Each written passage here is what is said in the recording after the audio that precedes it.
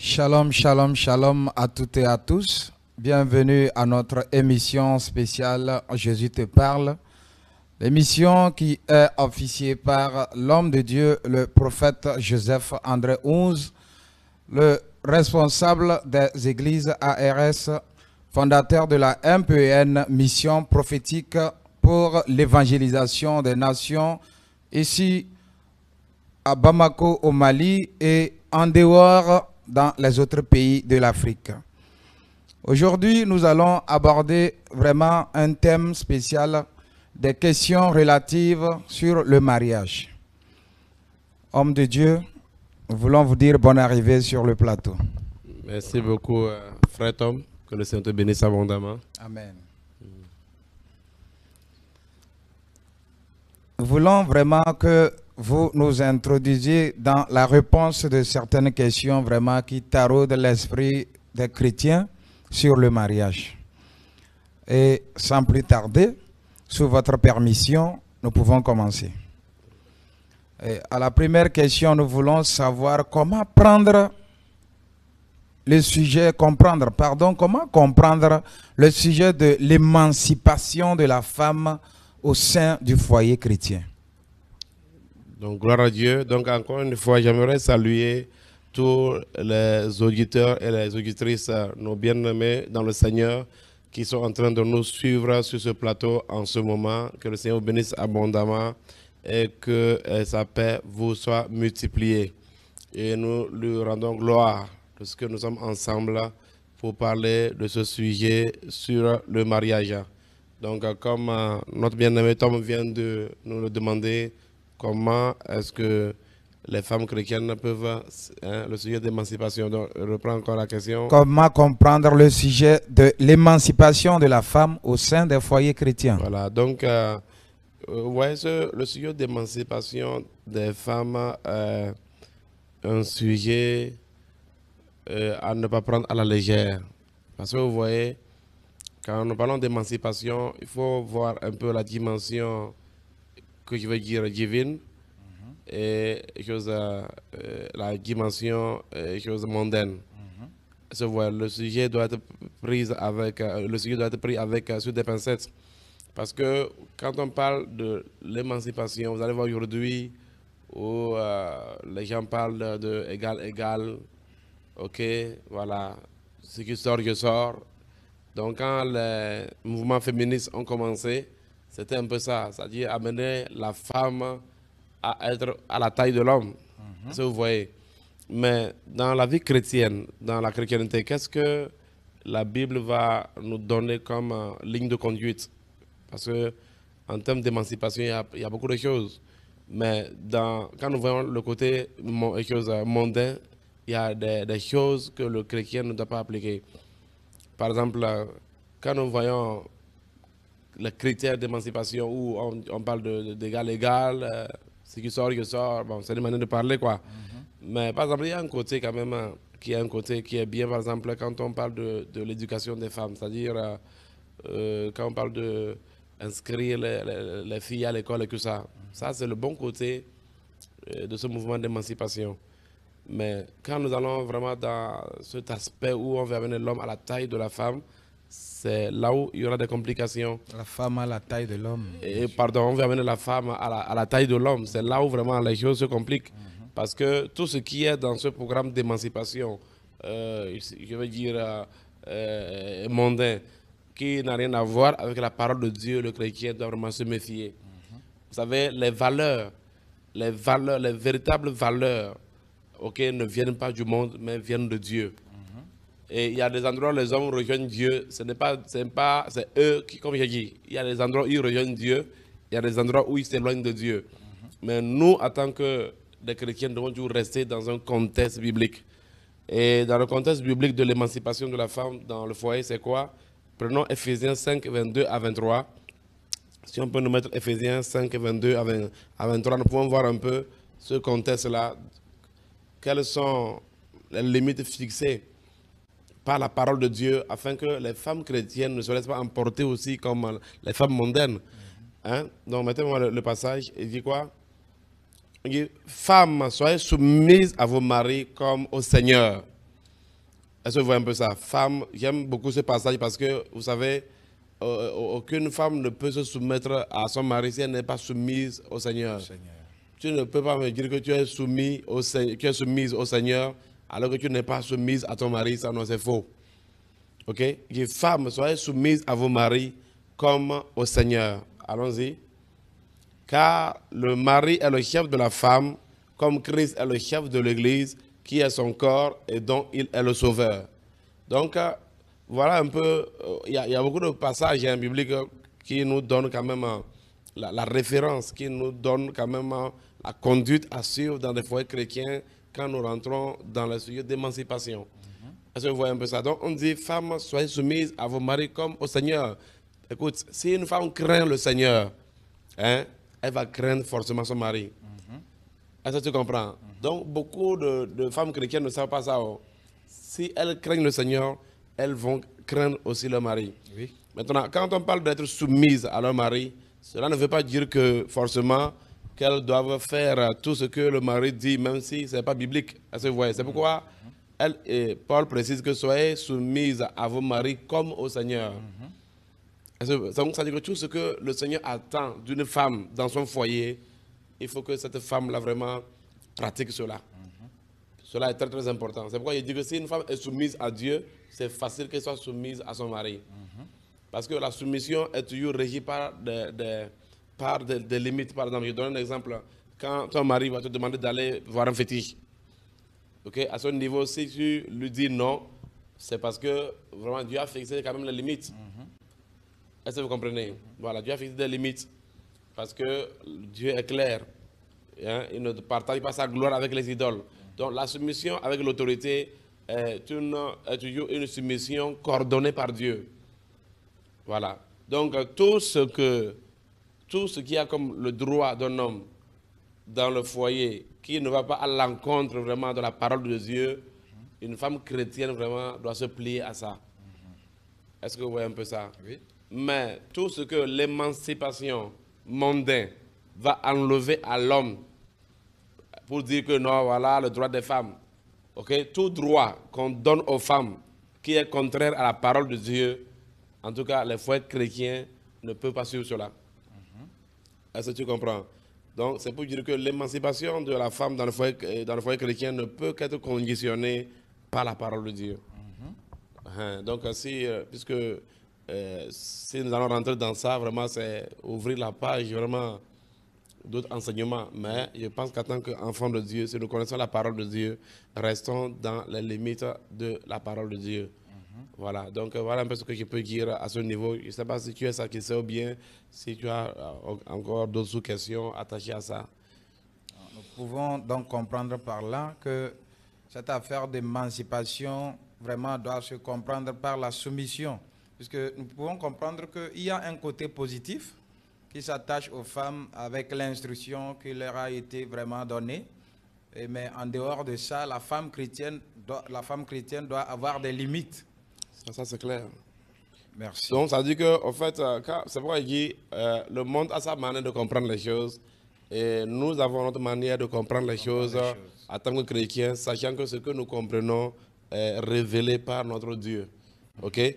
Donc tout ce qui va à l'encontre de ce que notre Dieu a révélé doit être rejeté. Amen. Donc s'ils ont établi des principes d'émancipation dans ce monde, ces principes qui vont à la contre de la parole de Dieu, il vaut mieux le mettre de côté.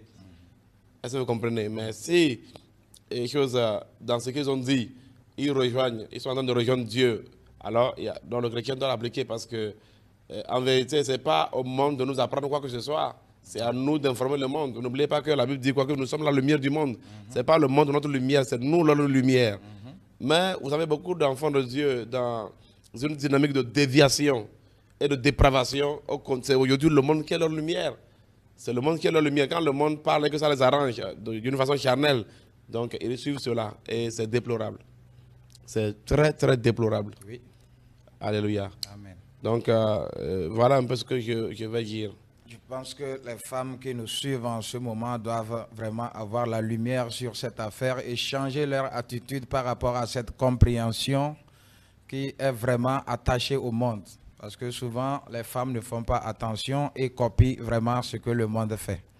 C'est un peu ça. Nous bénissons le Seigneur. Amen. Nous allons à la question suivante. Comment gérer les temps de crise financière dans un couple chrétien? Donc, comment gérer les temps de crise financière dans un couple chrétien? Vous savez, quand tu parles de crise financière, tu veux parler de manque d'argent. Manque d'argent, bien sûr. Voilà. Donc, quand le foyer manque de l'argent, bien vu dans le Seigneur, nous avons la parole de Dieu qui nous instruit quoi faire lorsque nous avons des défis. Prenons un exemple. Lisons Philippiens 4, verset 6, par exemple. Philippiens 4, le verset 6. Ok? Qu'est-ce que Dieu va nous dire? Allons-y rapidement. Philippiens 4, verset 6.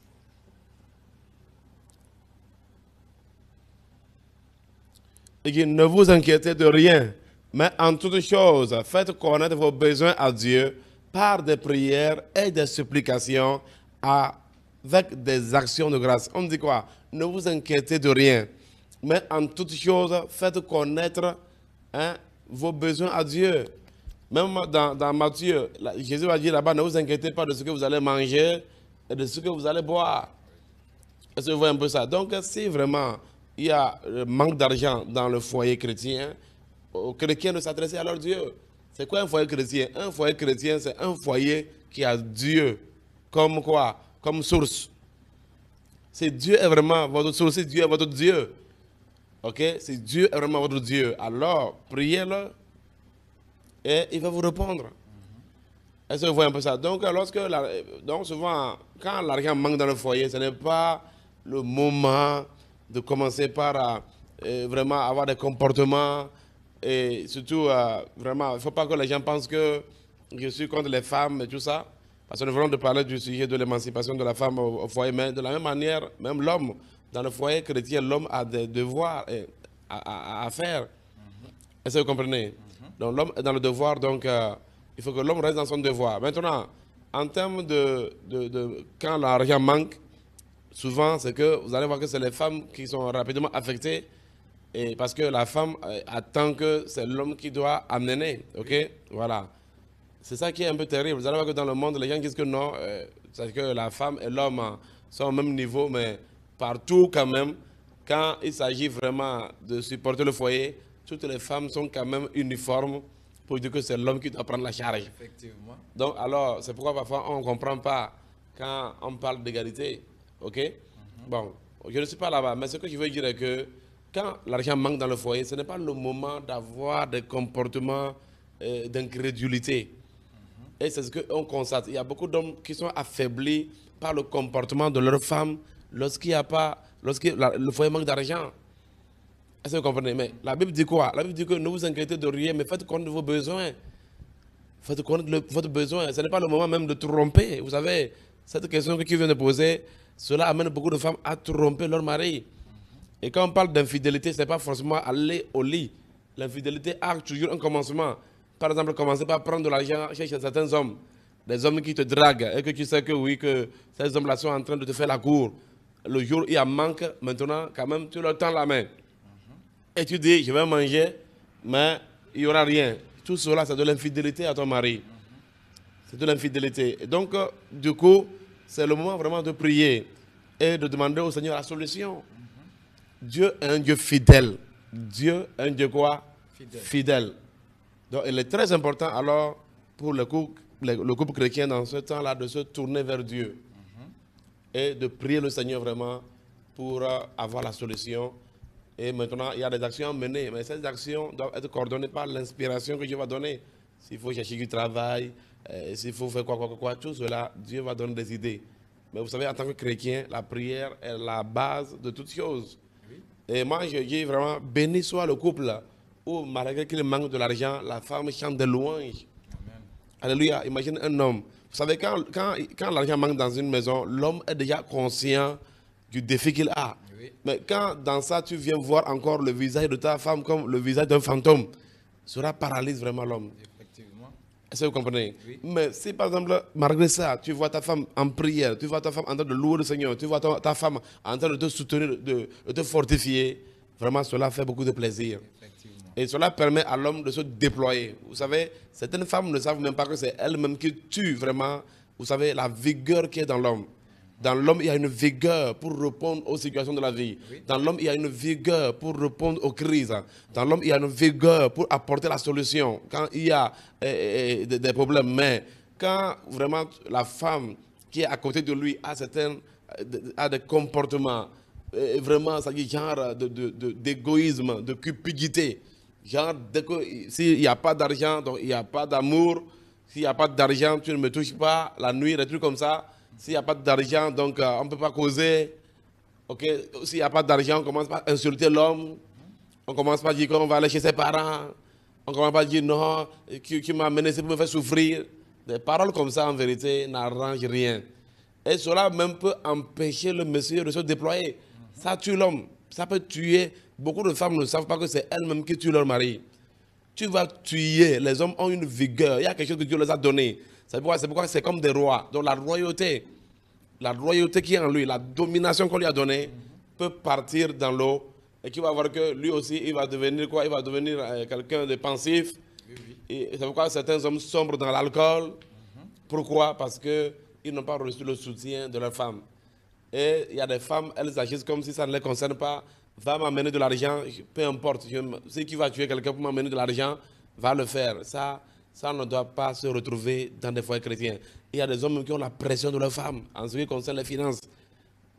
Même à part, tu vois, quand tu parles de défi financier, même il y en a des femmes insatiables. Insatiables, non, tu dois pouvoir faire comme le voisin. Il a acheté un véhicule à sa femme, achète-moi aussi un véhicule. Des béquilles comme ça, oh non. Donc, tu vois, la femme ne comprend que, c'est que le voisin qui a acheté un véhicule à sa femme, il se pourrait que c'est ensemble. Alléluia. Est-ce que tu sais comment ils ont acheté? Non. Alléluia. Et tu sais ce que sa femme lui fait? Tu ne sais pas ce que sa femme lui fait. Mais si toi, tu es là seulement en train de créer des problèmes, tu es là seulement en train de noyer le foyer, tu attends que le foyer puisse se relever. Non. Il a acheté un véhicule à sa femme. Tu sais le temps qu'ils ont fait? Tu connais le sacrifice qui a été déployé? Est-ce que tu connais qui les a donné cela?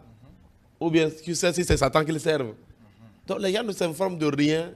Et tu vas voir les femmes toujours dans une dynamique de convoitise. Parce que j'en parle parce que les femmes ont cette faiblesse-là. De toujours convoiter comme...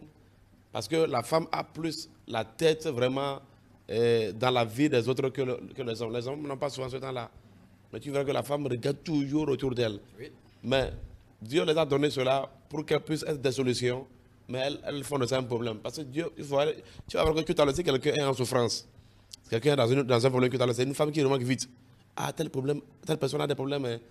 Tu vois, non. Et tel que Dieu les a donné ça pour qu'elles soient des solutions. Mais certaines femmes ont fait de cela, elles sont devenues des parasites. Est-ce que tu comprends? Donc c'est plutôt la convoitise où on vient, on embête l'homme à la maison, l'autre fait ci à ses enfants et nous. Ou bien parfois, tu vas avoir des femmes qui sont dans...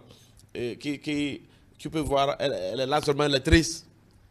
Tu demandes même pourquoi elle ne répond pas, tout juste parce que elle a vu quelque chose qu'il n'y a pas dans la maison et qu'elle veut. Et donc, ouais, donc vraiment, béni soit vraiment les foyers où les femmes, par la grâce de Dieu, vraiment savent comment supporter le mari. Quand tu as une femme qui te soutient, vraiment, c'est merveilleux. Et je vais profiter, je vais profiter vraiment de l'occasion vraiment pour dire merci à la vie de ma femme. Amen. Et je prie au Seigneur de la garder comme ça. Amen. Je vous assure. C'est-à-dire avoir des soucis, des malaises, non. Non.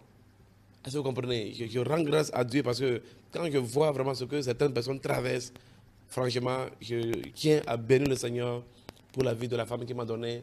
Dans ce sens-là. Est-ce que vous comprenez? Voilà, la femme, elle doit être prête. Si c'est de l'eau, vous allez boire ça ensemble, dans la joie. Dans la joie. Mais quand la femme monte des frustrations dans ce sens, ça paralyse les hommes. Oui. Est-ce que vous comprenez? Ça paralyse les hommes. Donc voilà un peu ce que j'aimerais vraiment vous dire dans ce sens-là. Mais dans un foyer chrétien, ça ne doit pas être comme dans un foyer des païens. Amen. Un homme doit avoir la paix vraiment dans son cerveau. La paix dans son cerveau. Parce que quand la situation est ainsi, l'homme est déjà conscient. Donc, juste maintenant, ok, donc la femme doit vraiment participer, aider le monsieur à pouvoir se déployer. Donc, voilà un peu Ce que je veux dire. Et si la femme essaie de faire des efforts pour aider le monsieur de se déployer, il est important aussi à l'homme de suivre les conseils. Vous savez, nos femmes sont comme des conseillers. Parce qu'il y a des femmes, il y a des hommes aussi, parfois, leurs femmes leur donnent des idées qui sont des fois des bonnes idées. Est-ce que vous comprenez? Mais aussi, ils n'appliquent pas. Ils rejettent cela. Donc, parfois, il faut toujours aussi être sensible aux conseils que nos femmes nous donnent dans telle ou telle situation. Et je veux dire aux femmes que la femme qui est sage et qui sait comment donner ce type de conseils, elle va avoir le résultat. Parce qu'il y en a des femmes aussi, elles peuvent donner elles peuvent donner des conseils, mais la manière qu'elle va donner le conseil à l'homme, l'homme n'aime pas qu'on lui conseille, même si tu donnes le conseil à ton mari en prenant autorité sur lui, ça ne marchera pas. Certaines femmes donnent des conseils dans la pression, ou bien elles donnent des conseils en prenant autorité. Ça fait que même si ce qu'elles disent est bien, l'homme n'écoute pas. Ça fait partie vraiment d'une faiblesse qu'il y a aussi dans les hommes. Mais une femme sage, une femme chrétienne doit savoir que c'est à elle d'amener des résultats. Et ce qui veut des résultats, qu'ils doivent faire les choses dans leurs normes. Et là, ça peut aller. Amen. Alléluia. Nous devons donc comprendre qu'en temps de crise dans des foyers chrétiens, vraiment, les couples doivent s'investir vraiment à chercher la face du Seigneur, à soumettre le problème au Seigneur et à la femme aussi de soutenir vraiment l'homme pour que vraiment la situation soit décantée. Et vice-versa, à l'homme aussi de soutenir sa femme. Que l'homme ne fasse pas à sa tête, qu'il écoute aussi les conseils de la femme. Parce que vous voyez, quand tu parles de crise, ok, c'est pas pour revenir sur le sujet, mais c'est pour encore donner quelques détails. Il y a aussi des hommes, quand le foyer manque d'argent, voilà, tu es une femme maudite. Tu vois, tu as ma malchance. On rejette le tort sur l'autre. Tu vois, quand il t'ai épousé, vraiment les choses sont dures maintenant pour moi. Non, ce n'est pas la solution. D'autres hommes disent aussi que c'est la femme qui gaspille beaucoup. Tout ça. Bon, si c'est une question de gaspillage et que c'est vérifié, ça c'est différent. Est-ce que vous voyez un peu ça? Mais où est-ce qu'il est quand la femme est en train de gaspiller? Est-ce que vous voyez un peu ça? Donc du coup, ce n'est pas à la fin du gaspillage qu'il faut parler. Il faut parler au début du gaspillage. Est-ce que tu vois un peu? Amen. Mais si vous êtes allé au niveau de l'hôtel pour vous unir, s'il y a des problèmes, il faut retourner à l'hôtel pour dire retourner à Dieu, quoi. Amen. Amen. Sans tarder, nous allons à la question suivante. Comment gérer efficacement une famille chrétienne quand les revenus économiques de la femme sont largement supérieurs aux revenus de l'homme? Je ne sais pas qu'est-ce qui t'amène à poser toutes ces questions-là, ou bien tu te dis que c'est des défis que les gens ont. C'est des défis que les foyers chrétiens ont, ces défis. Ok, d'accord. Donc, parce que souvent, il y a certains hommes déjà, quand la femme est financièrement vraiment plus élevée que lui, déjà il perd en quelque sorte son autorité. Il a tendance à perdre son autorité vis-à-vis de la femme. Et certaines femmes aussi, par rapport à leurs revenus, elles essaient de prendre le dessus sur l'homme. Voilà. Oui, tout cela c'est des erreurs, en fait, c'est des erreurs liées à l'ignorance. Parce que vous savez, l'autorité est une question d'investiture. L'autorité est une question d'investiture. Par exemple, je vais vous donner un exemple. Le président de la République au Mali, ce n'est pas le plus riche du Mali. Donc, si le plus riche du Mali va penser que c'est lui qui a le dernier mot dans le pays, il a des problèmes. En fait, et ça arrive, tu vas avoir des riches du pays en problème avec les autorités. Certains même sont morts à cause de ça. Surtout parce que l'autorité a les moyens de te faire, de t'amener à t'agenouiller. Est-ce que vous voyez un peu ça? Donc, du coup, effectivement, il y a des gens qui pensent que l'argent leur donne une puissance, mais pas l'autorité. Il y a une différence entre le pouvoir et la puissance. OK? Donc, du coup, dans le foyer chrétien, il est très important à la femme de comprendre sa position et d'accepter sa position vis-à-vis de Dieu, parce que c'est un devoir que Dieu lui demande.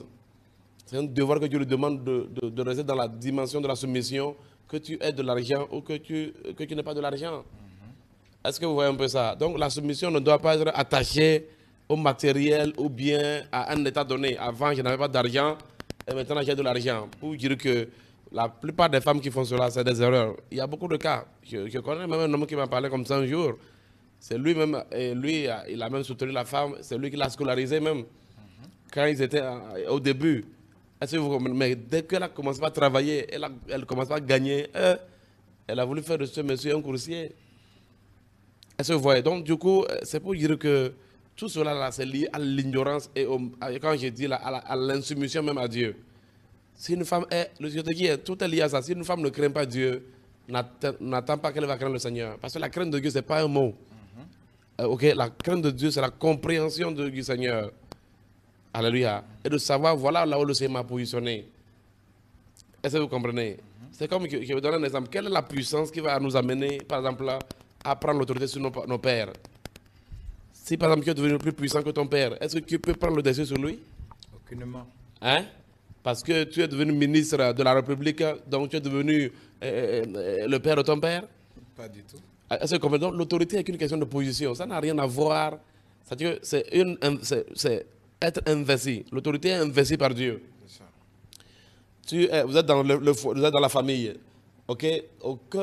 C'est-à-dire aucun niveau financier ne t'amène à devenir le grand frère de ton frère aîné. Jamais. Ok? Même si ton aîné est un cultivateur, quand même, bon, les cultivateurs, ça ne veut pas dire que les cultivateurs qui ont de l'argent. C'est une manière de parler, quoi.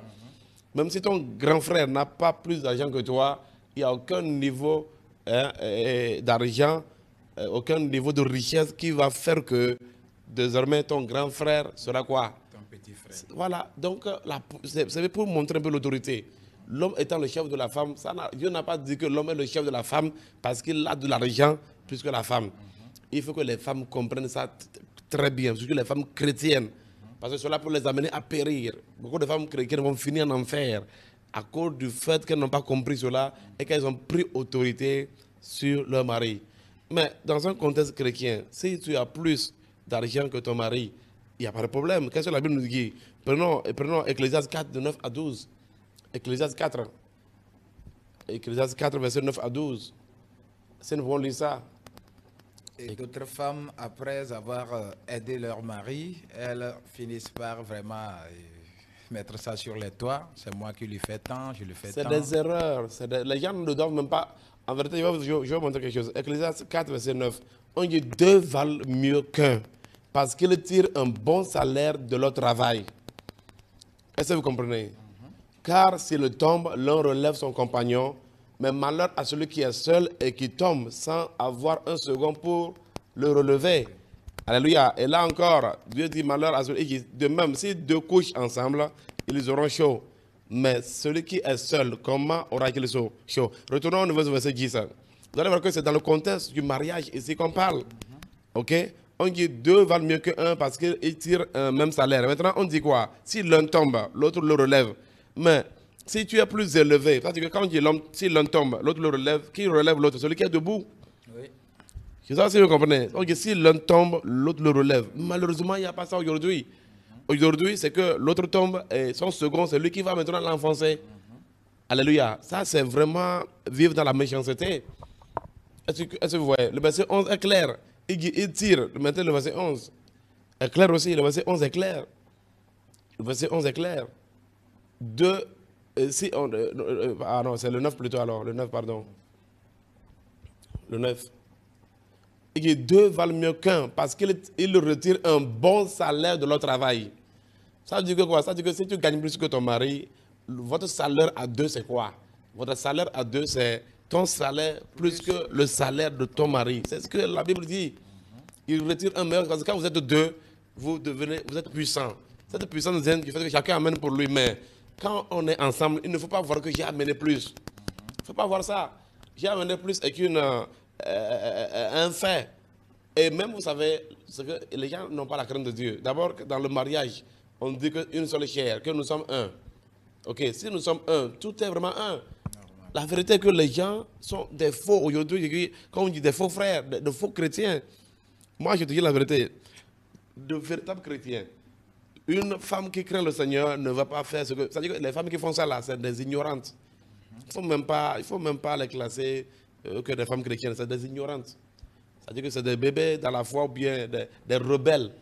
Sinon, quand il y a unité vraiment, vous comprenez que on est ensemble.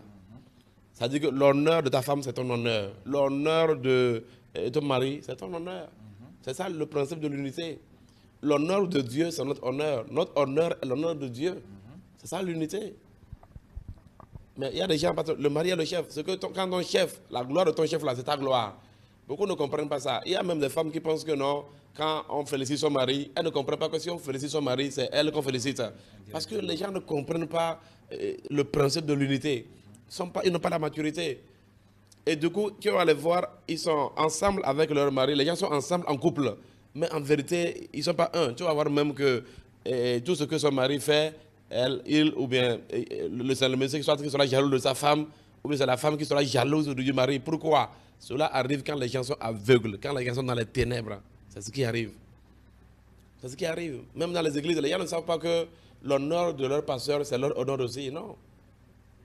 Ils ne savent pas ça. Que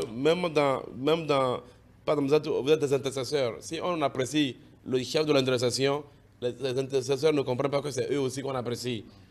Même si toujours l'honneur est donné aux responsables. C'est comme ça que Dieu va faire les choses.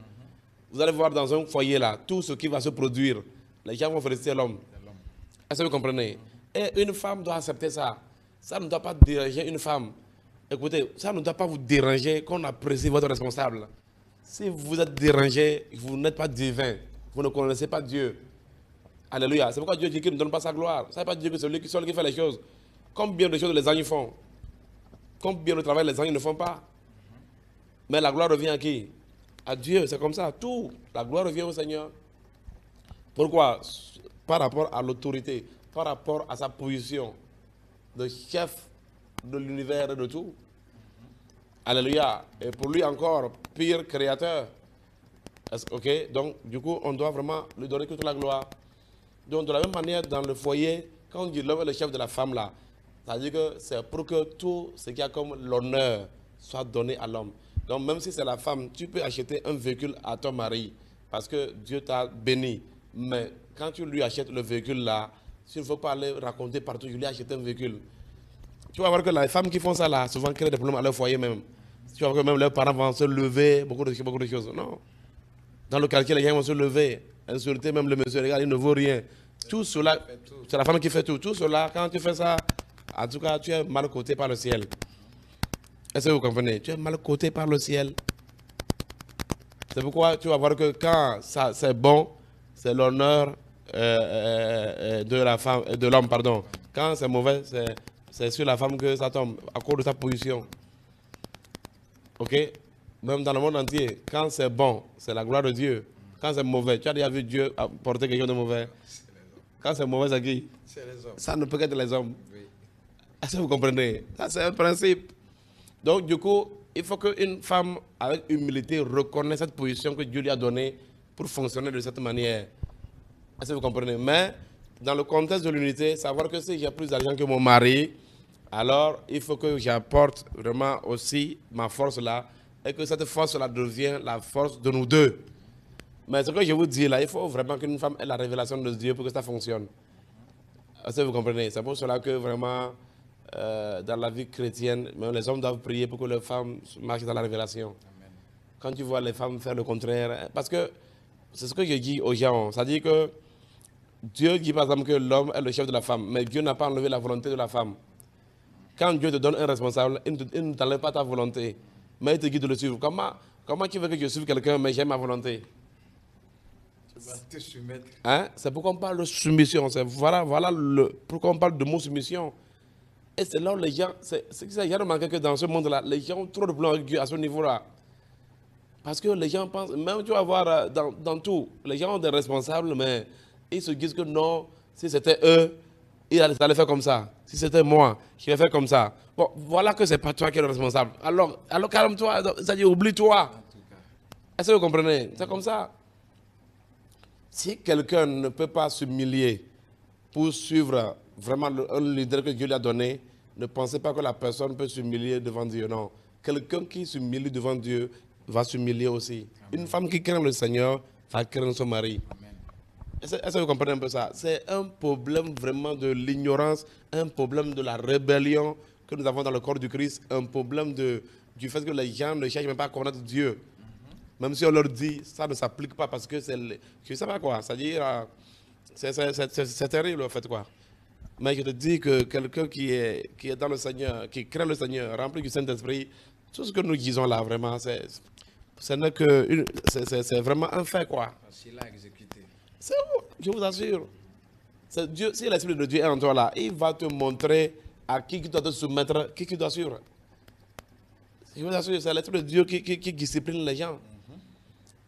Il y a aussi certains hommes, quand ils tombent sur des femmes comme ça, et que la femme vraiment est humble, elle travaille, l'homme vraiment, il y a certains hommes, ils ne cherchent plus à rien faire. Ils deviennent des patrons juste à la maison, ils ne veulent plus rien faire. Ils laissent toute la charge sur l'homme. Maintenant, qu'est-ce que vous avez à dire à ces gens d'hommes?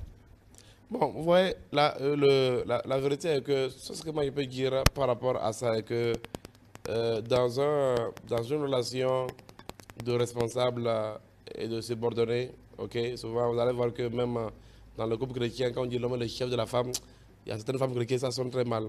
Dans le tel type de relation où on dit Christ est le chef de l'homme et l'homme est le chef de la femme, si moi j'ai un conseil à donner aux femmes, c'est toujours de faire leur part. Un subordonné doit apprendre toujours à ne pas regarder les erreurs de son chef. Ok? Maintenant, dans le foyer, c'est quoi? Dans le foyer, c'est d'en parler. Même en dehors du foyer, si tu as un responsable qui vraiment il fait des trucs, tu es comme son conseiller, tu peux dire, ah patron, il y a ça. Dans le foyer, ok, le contexte est encore plus simple puisque c'est l'amour qui est là. Donc la femme peut aller vers son mari et lui donner des conseils. Mais écoute, ça là que tu fais là, vraiment, essaie de changer de position. Et vous allez voir que Dieu a une manière de corriger les hommes dans ce sens-là. Quand tu es là, tu fais là, Dieu va te corriger. Est-ce que vous comprenez? Parce que Dieu, c'est l'autorité suprême. C'est l'autorité suprême. Parce que vous voyez, c'est délicat la question que tu viens de poser. Parce que il serait un défi, par exemple, pour une femme chrétienne, de penser que, bon, comme mon mari est comme ça, alors moi aussi je change. Ok?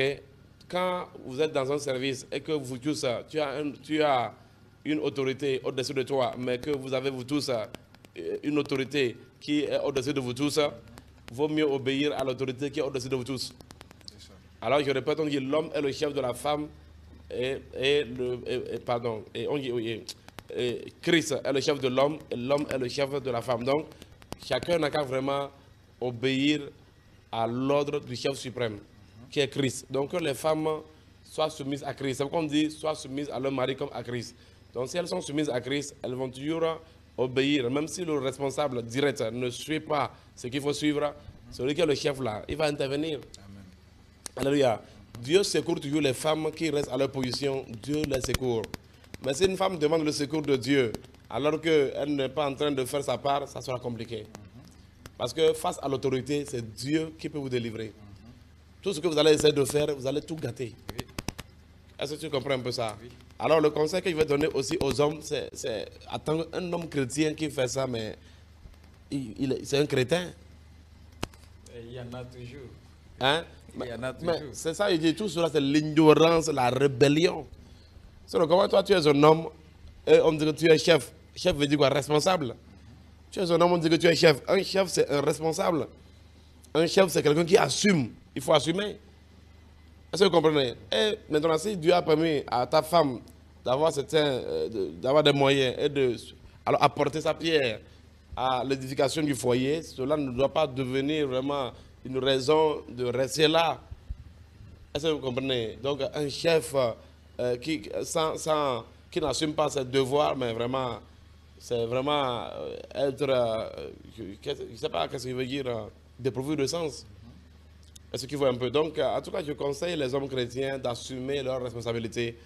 Ok? Donc, de ne pas faire des choses comme ça. Ce n'est pas chrétien. Est-ce que vous comprenez? Ce n'est pas chrétien. C'est pas bien. Et ça aussi va conduire un homme facilement en enfer. Si ta femme est dans ses droits et que toi, tu es dans ta rébellion et tu fais ce que tu veux, alors cela veut dire que Christ va te rejeter.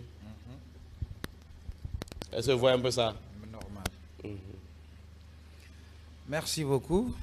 Et nous allons continuer les questions. Et la question suivante est celle-ci. Est-il possible pour une femme chrétienne de continuer sa vie de couple après un constat d'impuissance chez l'homme, surtout chez les jeunes couples?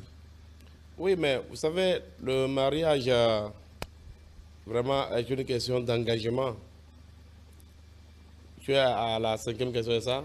Je suis à la 4e question. À la 4e question. Donc le mariage, c'est une question d'engagement. Ok, c'est un engagement. Et c'est un engagement en vie, à vie. Prenons 1 Corinthiens 7,39. Qu'est-ce que ça dit? 1 Corinthiens 7,39. Mettez-nous ça. 1 Corinthiens 7,39. Mettez-nous 1 Corinthiens 7,39. Qu'est-ce que la Bible va dire là-bas? Allons-y rapidement.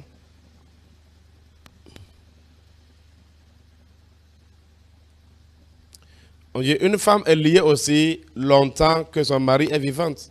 Pardon. Une femme est liée aussi longtemps que son mari est vivant. Mais si le mari meurt, elle est libre de se marier à qui elle veut, seulement que ce soit dans le Seigneur. Alléluia. Amen. Que ce soit quoi?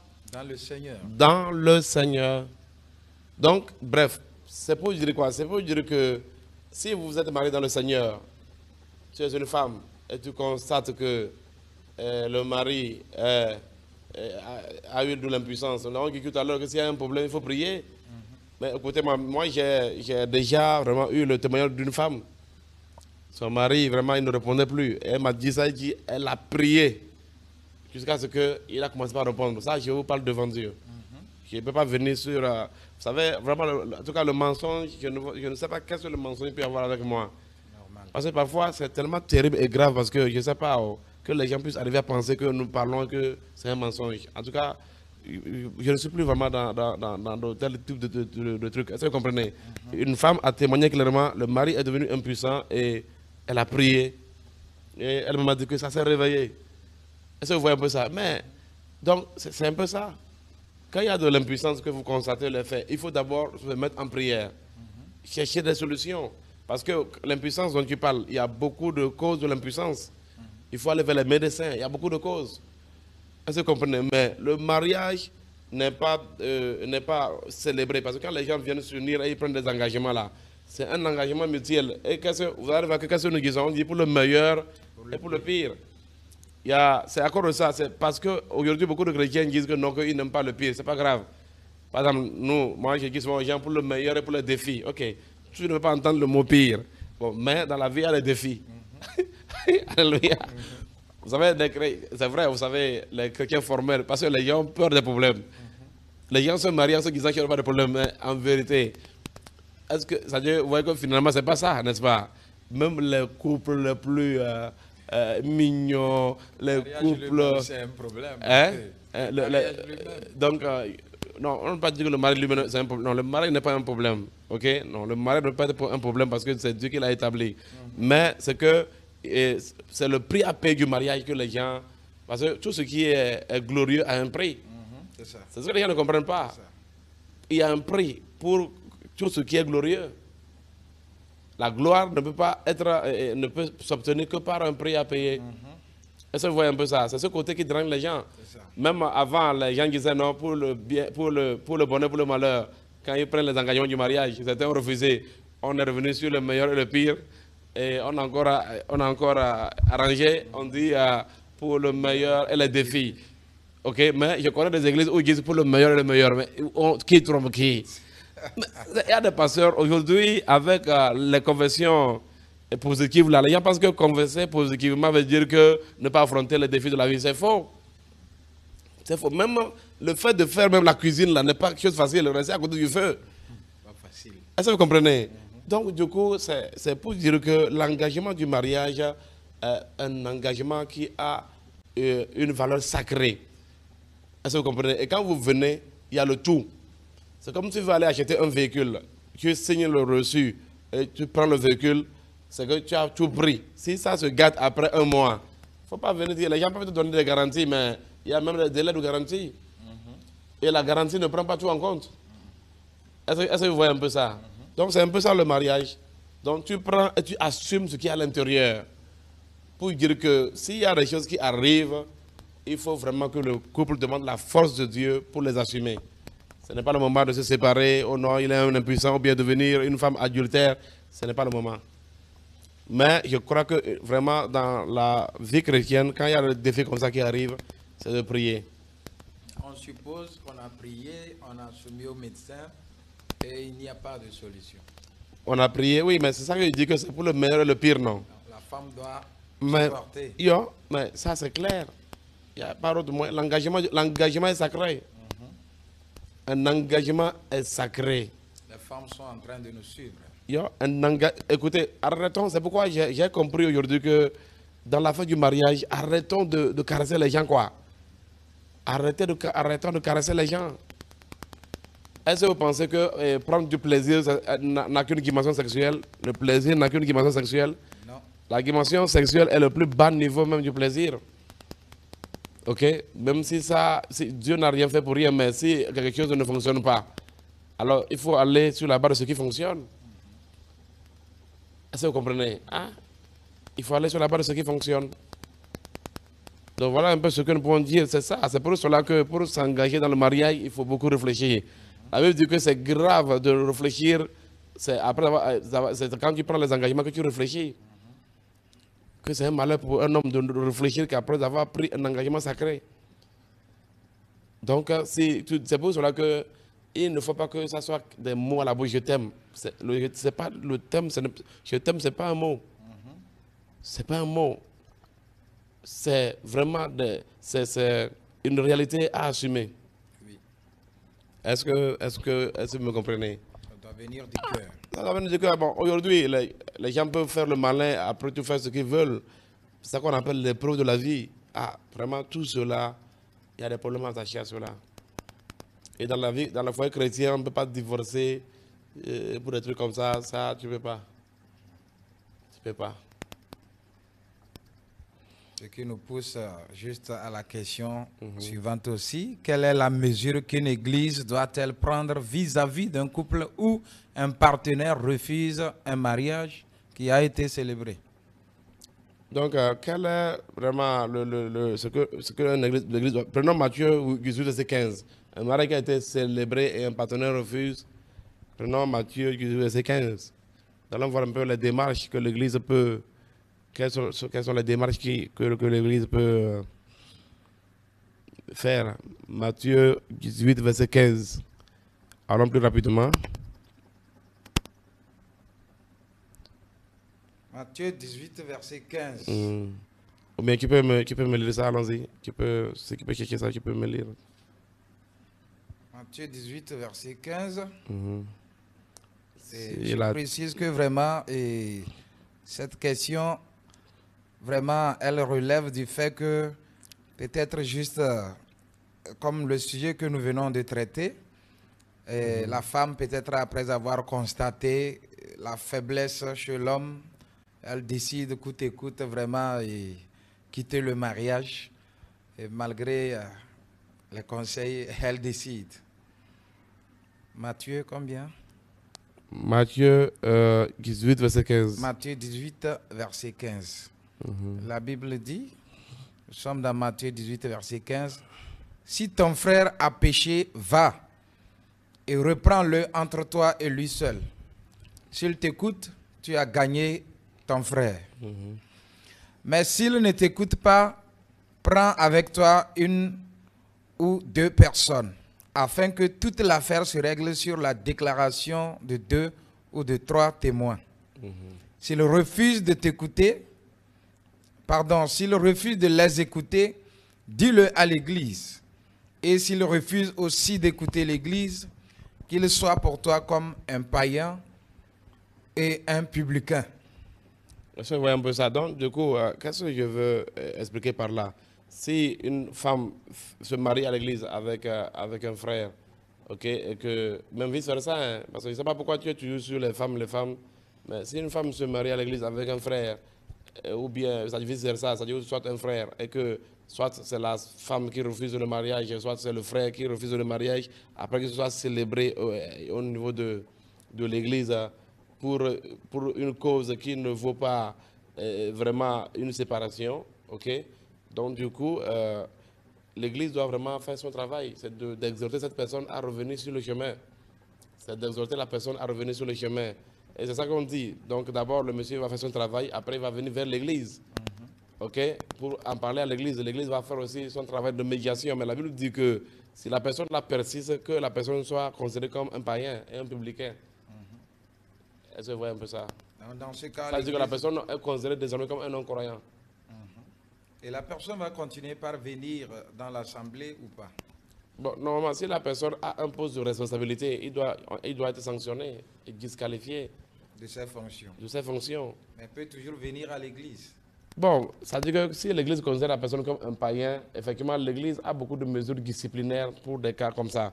Donc, si nous voyons dans les Écritures, la première mesure, Paul dit que si quelqu'un n'obéit pas à ce que nous disons, et qu'on lui prive de toute communication, et il y a d'autres choses que Jésus dit de ne pas manger avec quelqu'un qui soit disant frère, mais qui fait telle chose et telle chose. Ok, et il y a aussi ce côté-là de chasser la personne, mais c'est vraiment, il faut que l'Église fasse tout son travail, mais si, parce que quelqu'un qui est rebelle à ce niveau-là, il va venir faire quoi dans la maison de Dieu? Ça, c'est venir polluer les airs, mais je crois que c'est une question de démarche, parce que si c'est dans cette assemblée qui s'est marié, qui se comporte comme ça, et qui veut devenir un mauvais exemple, parce que la Bible, qu'est-ce que Paul dit? Paul dit qu'il faut ôter les méchants du milieu de vous. Ça, c'est de la méchanceté. Il dit, ôtez les méchants du milieu de vous. Donc, ça, c'est dans 1 Corinthiens 5, je crois. Okay? Le dernier verset de 1 Corinthiens 5, il dit, ôtez les méchants du milieu de vous.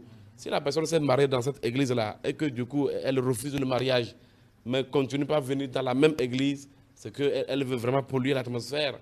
Elle veut semer la confusion et amener de mauvais exemples. Donc, je pense que dans ce contexte, c'est au leader de l'église, c'est au pasteur vraiment d'assumer sa responsabilité.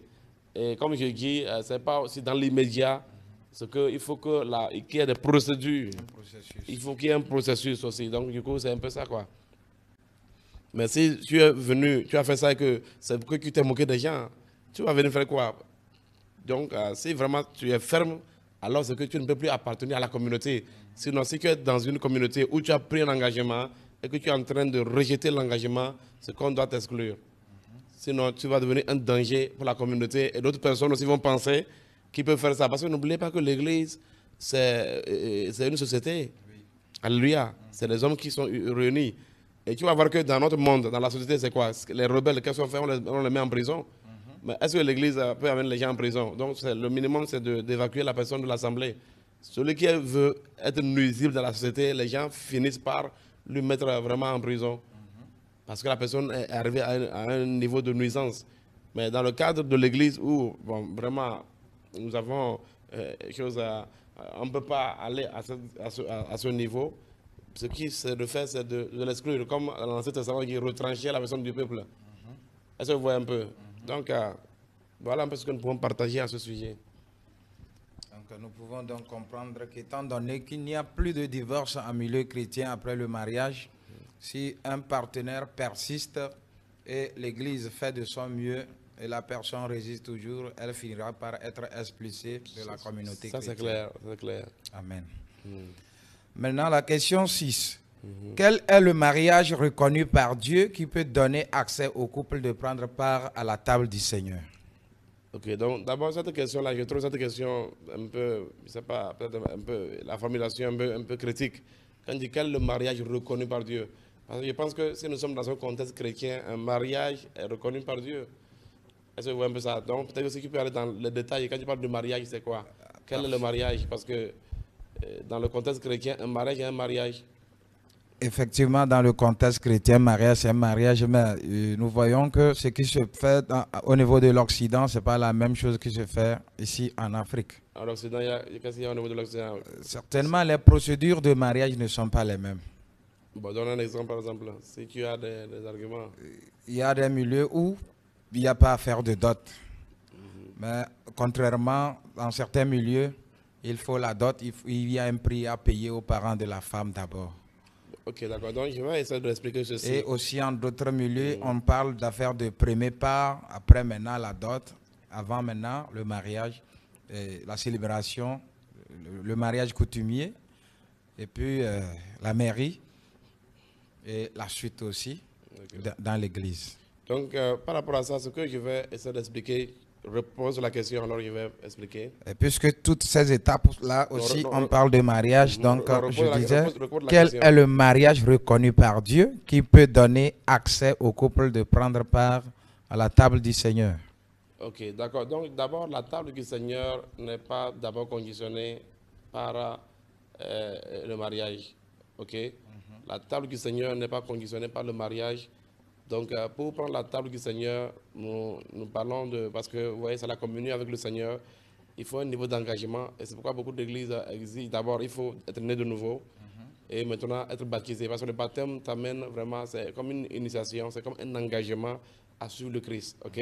Donc, ça, c'est des conditions. Maintenant, l'autre, c'est que quand tu es baptisé, la Bible dit qu'il ne faut pas prendre le corps du Seigneur indignement.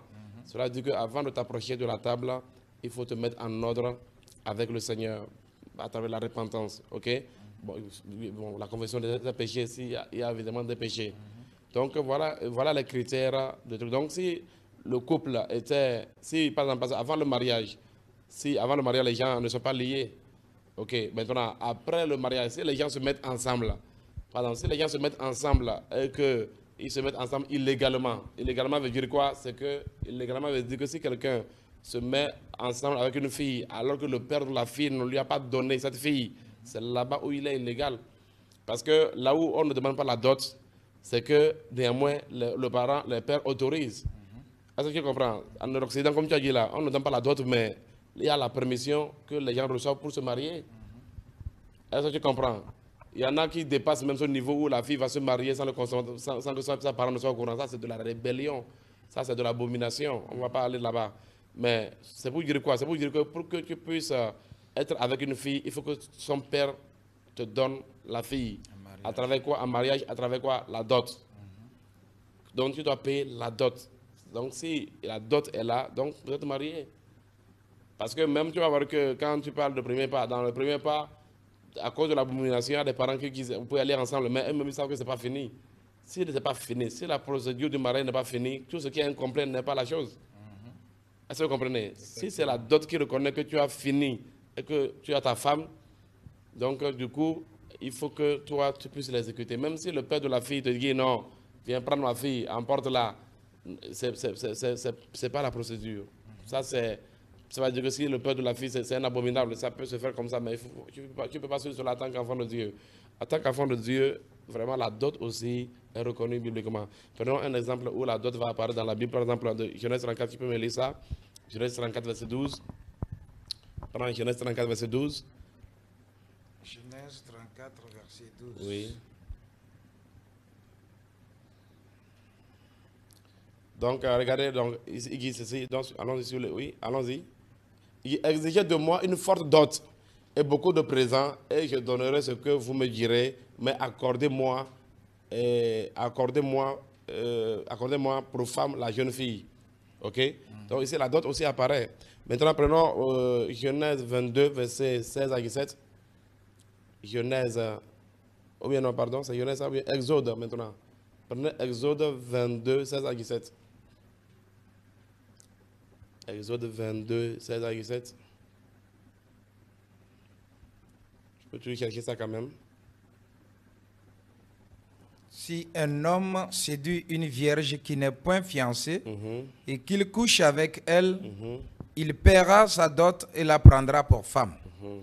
Si le père refuse de lui accorder, il paiera en argent la valeur de la dot des vierges. Il va payer en argent la valeur de la dot des vierges. Donc, c'est-à-dire que si jamais quelqu'un est en délit, si tu couches avec une fille vierge alors que tu ne l'as pas épousée, tu es dans un délit. Tu vois, non? Donc ici, on parle aussi de la dot. On parle de la dot. Donc du coup, la dot, c'est-à-dire que si la dot est payée, vraiment le mariage est déjà reconnu. Maintenant, les bénédictions à l'église et tout ça là ne sont que des formalités en vérité. Mais nous conseillons à l'église quand même, en ce qui concerne le mariage, s'il s'agit de la consommation, c'est-à-dire l'union sexuelle, nous conseillons les jeunes couples vraiment d'attendre la bénédiction et au niveau de l'église avant d'aller dans cette dynamique-là. Est-ce que vous comprenez? Parce que cela encore renforce les liens. La Bible dit que la corde à 3 fils ne se rompt pas facilement. Mais Dieu reconnaît déjà le mariage au niveau de la famille, si la dot est payée. Est-ce que je vois? Donc par rapport à la Sainte Seine, si les gens, ce que moi je vais te dire, c'est quoi? Un homme et une femme qui veulent se marier, aussi longtemps qu'ils sont dans les procédures, ils peuvent prendre la Sainte Seine. Si je peux te répondre comme ça. Parce que dans la procédure, il y a la procédure, il y a les fiançailles, il y a tout, aussi longtemps qu'ils sont dans le protocole, ils ont droit à la Sainte Seine. Mais s'il viole un protocole, c'est là où il y aura des problèmes. D'accord. C'est tout à fait clair. Ça peut aller. Ou bien si tu veux aller encore plus en profondeur, tu peux encore pour mieux. Parce que la Sainte Seine n'a rien à voir avec le mariage. Parce que tu peux être marié et ne pas aussi avoir accès à la table sainte. Est-ce que tu comprends un peu ça? Mais j'ai compris la question que tu veux poser. Parce qu'aujourd'hui, il y a beaucoup de personnes qui sont ensemble comme des amants. Tout ça là, ils n'ont pas droit à la Sainte Seine. C'est ça. Quelqu'un qui est avec une femme qui n'a pas payé sa dot ne doit pas vraiment. C'est-à-dire que la personne vit dans la fornication.